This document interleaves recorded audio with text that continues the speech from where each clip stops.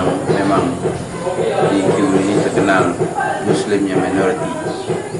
Jadi kita bawa hadiah, buah tangan, makanan, dan buku panduan sembahyang dan lain-lain lagi. Kita hanya bersilaturahim dan adakan tazkirah ringkas hasil daripada pemantauan kita di sini. Kita dapati memang amalan Islam sangat lemah. Oleh itu perlu ada usaha-usaha untuk meningkatkan amalan Islam di kalangan mereka. Pertama dengan cara berulang-ulang mengirim pendakwah ke sini. Yang lebih baik ada pendakwah yang mau menetap di sini 3 bulan, 6 bulan, setahun atau 2 tahun untuk berdakwah di masjid-masjid mereka, di surau-surau mereka, ke rumah-rumah mereka, memberi kefahaman dari akidah syariah dan akhlak di tahap peringkat fardu ain dan fardu kifayah.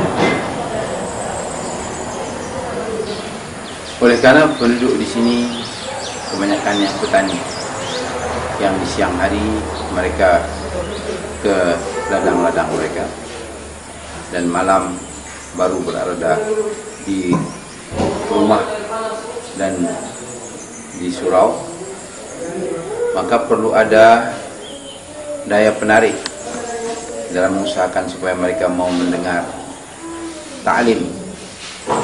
Itu salah satu daripadanya.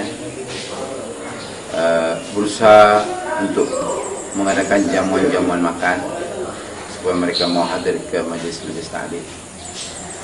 Kemudian memberi mereka insentif dengan memberi hadiah bacaan atau membuat lawatan-lawatan ke daerah-daerah yang majoriti Islam, yang bi'ah Islamiyah yang bagus,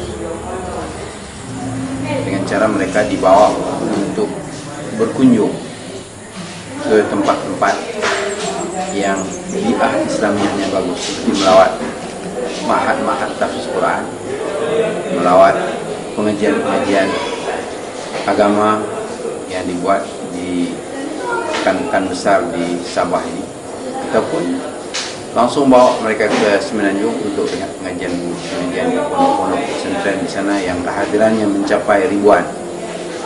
Ada yang sampai 5.000 orang, yang ribuan itu 4 atau 3.000 atau 1.000 orang.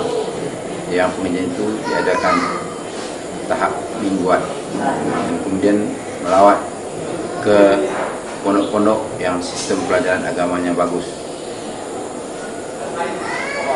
Usaha-usaha seumpama ini boleh dilakukan oleh semua gerakan-gerakan Islam, NGO Islam, ataupun agniya, orang-orang yang punya harta kalangan kaum muslimin.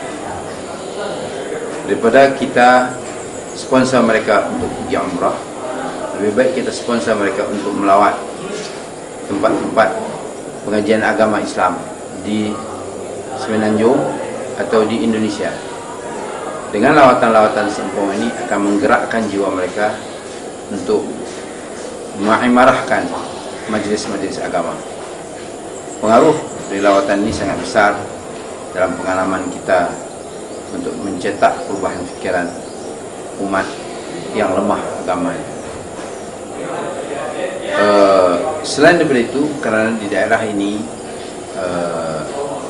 kita tidak selalu boleh mencapai tempat-tempat mereka, kan terpaksa melalui jambatan gantung, naik bukit, maka kita perlu mengambil telefon mereka dan kita kirim hadiah Al-Quran, nasihat-nasihat agama kepada pendakwah-pendakwah yang tidak perlu sampai ke rumah-rumah mereka.